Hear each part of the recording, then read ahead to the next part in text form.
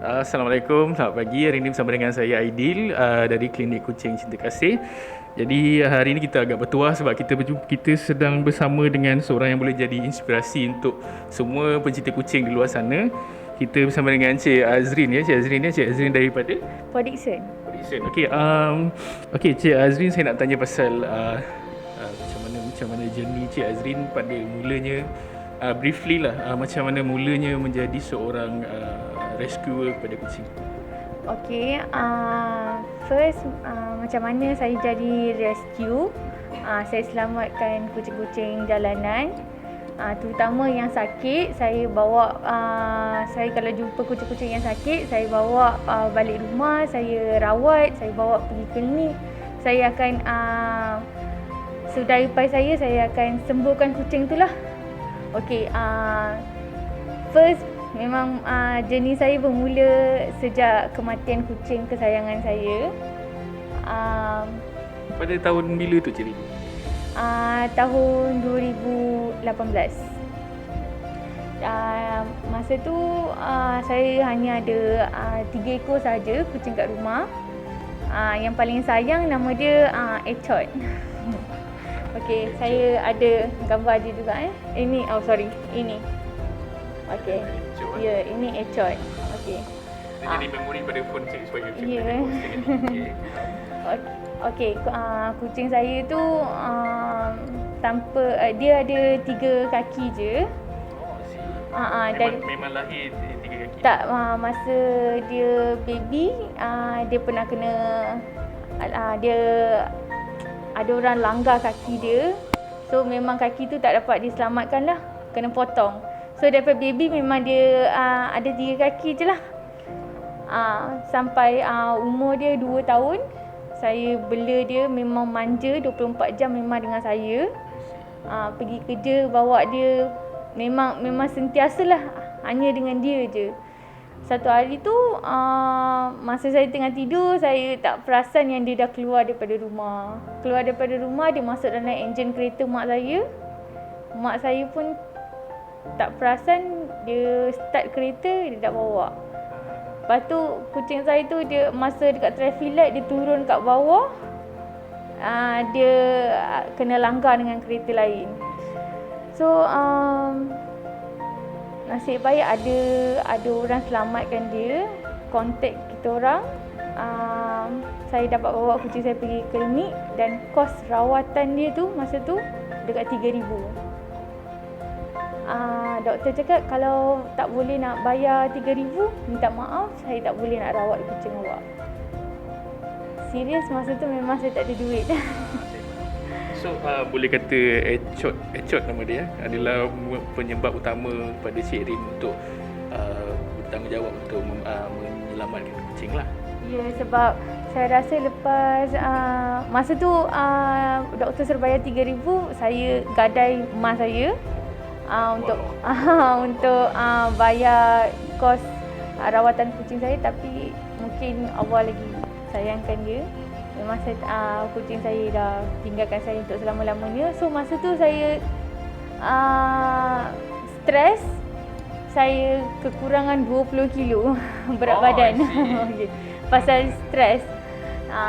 Dan saya fikir kucing yang orang bela ni pun bila kita tak ada, bila sakit hantar pergi klinik, tak ada duit, nyawa kucing tu melayang macam tu je. Kalau masa doktor cakap bayar 3,000, masa tu kalau saya ada 3,000 tu, memang kucing saya hidup sampai ke sekarang. Pasal duit tu tak ada, saya tak boleh nak selamatkan nyawa kucing saya. Dan saya fikir macam manalah nasib kucing-kucing jalanan yang dekat pasar, dekat belah-belah pantai, dekat restoran.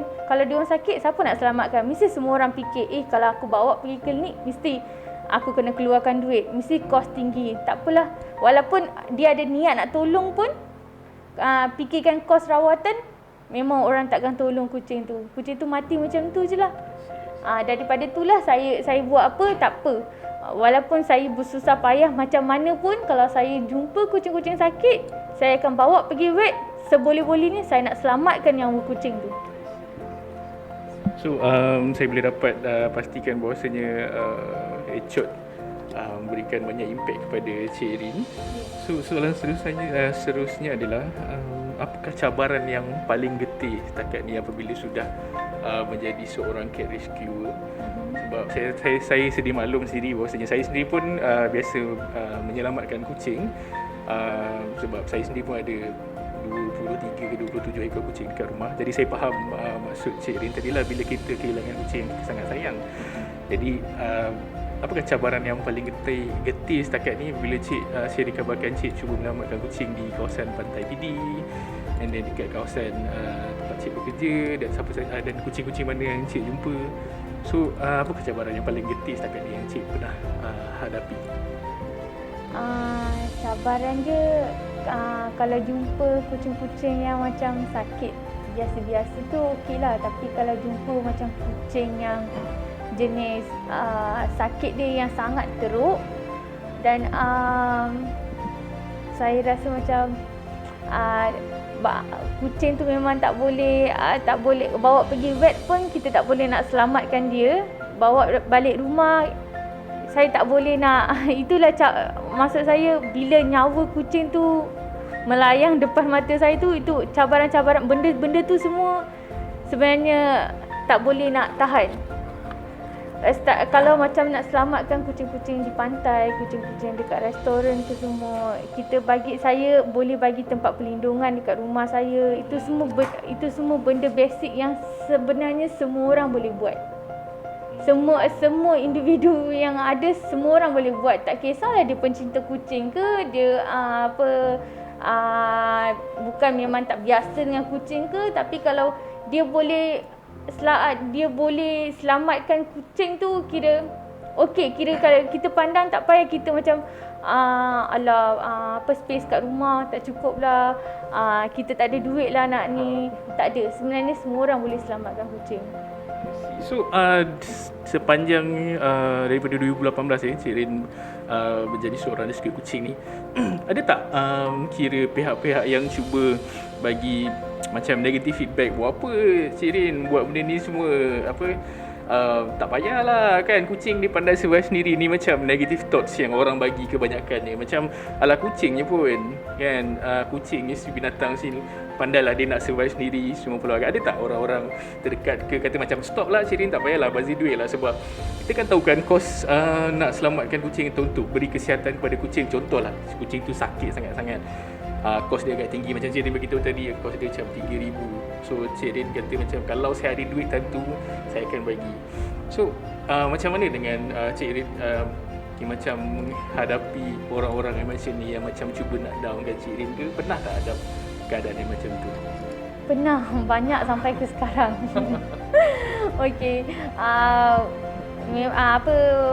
bukan nak cakap apa, memang banyak orang-orang yang terdekat, bukan family saya, tapi kira orang-orang yang terdekat dengan saya, selalu cakap kenapa nak selamatkan kucing. Kucing tu kira dia boleh je nak hidup dekat jalanan, boleh je orang bagi je makanan, tak adanya orang kejam, tak bagi makan ke atau apa ke. Dia sakit pandai-pandai lah, Allah dah cipta dia macam tu. Dia sakit, dia pandai lah sembuh sendiri. Yang kau sibuk nak ambil dia, nak susahkan hidup kau, kenapa? So bagi saya orang-orang macam tu semua memang Rin rasa kata-kata diorang tu masuk telinga kanan, keluar telinga kiri je lah. Lantak lah, sebab diorang semua kira rasa nyawa kucing tu tak setanding dengan nyawa manusia. Oh, I see. Bagi Rin sebenarnya nyawa apa pun sama je. Kalau Rin sebagai rescue ni, Rin ada banyaklah grup yang band kita orang. Pasal kita orang up donation untuk kucing-kucing. Banyaklah diorang cakap tak perlulah nak up donation, tak perlulah, kalau rasa tak mampu nak bela, tak payah nak rescue kucing. Kalau rasa tak mampu nak bayar duit vet, tak payah nak rescue kucing. Biarkan je. Tapi kalau rasa rescue macam kita orang dengar kata-kata macam tu, rasanya banyak kucing dah dekat jalanan tu dah mati. So bagi saya tak perlu benda-benda negatif, kita tak perlu dengar. Just ambil yang positif je. So itu kita sedikit sebanyak permulaan perbincangan kita dengan Cik Rin. So sekarang ni Cik Rin, macam mana dengan daily progress? I mean berapa dah kucing yang Cik dah selamatkan? I mean ada rehab untuk dia orang, untuk tempat pelindungan dia orang, dan apa yang Cik Rin buat pada hari-hari untuk selamatkan kucing ni? I mean program yang Cik schedulekan untuk diri sendirilah. Okey. Setakat ni saya rasa daripada awal PKP sampai ke sekarang dekat 200 ekor saya dah pernah rescue, dan dekat 100 lebih lah saya dah bagi untuk adoption. Bukan sesuatu yang mudah 200 dengan 100 Dekat 100 lebih saya dah bagi adoption dekat orang. Tapi sebelum bagi adoption tu saya takkan bagi kucing yang sakit. Saya akan sihatkan kucing-kucing tu, lepas tu baru saya akan buka untuk adoption. So setakat ni yang ada bawah jagaan saya 59 ekor, dan saya tiap-tiap bulan saya akan buat program mandulkan kucing. Saya akan kutip semua kucing-kucing yang dekat jalanan, dekat pasar, dekat ni semua saya akan mandulkan, saya akan lepaskan balik. So setakat ni Cik Rin buat pemandulan ni dekat mana Cik? Setakat ni klinik yang paling best, yang rasa macam doktor dia sporting, saya rasa kucing-kucing saya lepas mandulkan rasa sihat, diorang lagi selamat, saya buat dekat klinik Cinta Kasih Seremban 2. Dekat klinik kami lah, Alhamdulillah. Jadi soalan yang agak pentingnya sekarang ni pada Cik Rin lah. Okay, Cik Rin dah jadi cat rescuer, macam-macam Cik ada juga pihak yang cuba downkan, ada cuba ban tadi semua pelbagai, dan saya rasa mungkin ada juga pihak yang tolong sponsor daripada duit Cik sendiri. Semua apa impactnya dan hikmahnya yang dapat dekat Cik Rin? I mean life Cik Rin is like become better, ataupun macam mana nak cakap kan? Sebab kita tahu untuk rescue kucing ni, macam contoh kita jumpa dekat jalanan, kita ambil nak sihatkan dia balik, tu adalah satu tanggungjawab yang sangat besar lah. So apa impact dia personally bagi Cik Rin sendiri? Personally bagi saya, rezeki saya tak pernah putus. Saya ni bukan anak orang kaya ataupun datang daripada family yang kaya. Saya hanya middle class family sahaja. So bagi saya, gaji saya actually kalau nak ikutkan untuk 59 ekor, kos makanan diorang, kos rawatan, kos pasir, macam-macam kos, dekat sebulan dekat makan dalam kos 3,000 lebih. Untuk kos kucing-kucing tu sahaja. Tapi secara jujurnya gaji saya 2,000 je. Tapi rezeki saya tak pernah putus. Bila saya fikir, bila makanan tak ada je pihak yang nak sponsor makanan. Bila kucing sakit ke atau apa ke, bila saya up donation, alhamdulillah ramai yang percaya kat saya, yang bagi donation untuk kucing-kucing yang sakit, yang boleh saya support pergi ke vet untuk bayar bil vet. Okey, Cik Rin seorang cat rescuer yang sangat berhati mulia. Kita doakan yang terbaik untuk Cik Rin lah. Dan last soalan saya adalah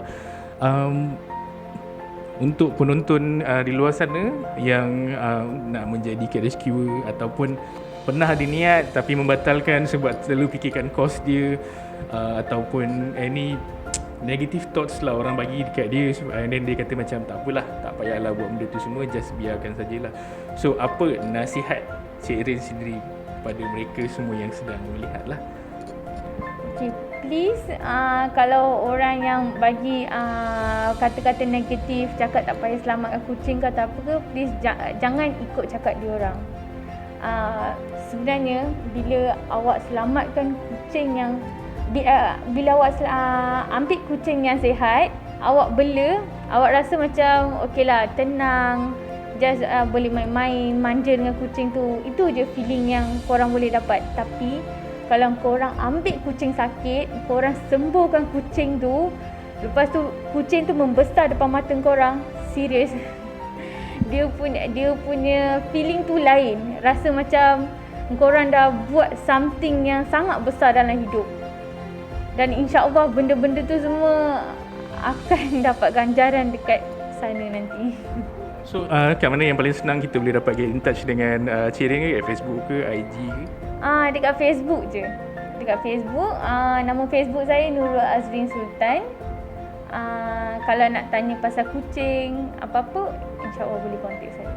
Kita ucapkan terima kasih banyak kepada Cik Rin kerana sudi hadir dan berkongsi sedikit sebanyak tentang pengalaman Cik Rin kepada kami di Klinik Kucing Cinta Kasih lah. Jadi harap dapat memberikan manfaat kepada semua dan kita doakan supaya Cik Rin semakin tabah, kuat dan bertambah rezeki lah untuk menjadi seorang cat rescue yang berjaya lah. Dan kita doakan supaya dipermudahkan lah segala urusan Cik Rin. InsyaAllah. Okey, terima kasih. Assalamualaikum.